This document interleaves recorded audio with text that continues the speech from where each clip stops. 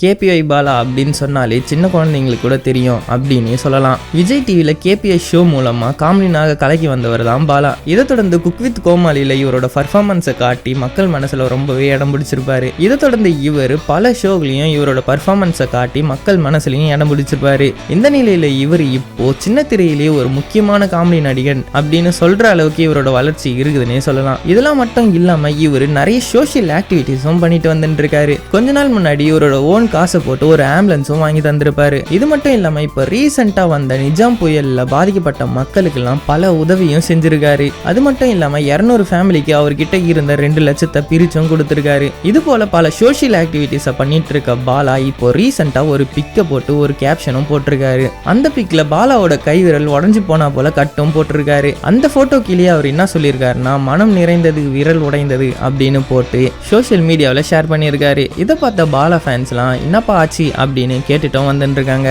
இந்த நிலையில் பாலாவை பற்றி நீங்கள் என்ன நினைக்கிறீங்கன்னு உங்களோட ஒப்பீனியனை கமெண்ட்டில் ஷேர் பண்ணிவிட்டு இந்த வீடியோ பிடிச்சிருந்தா ஒரு லைக்கை போட்டுக்குங்க.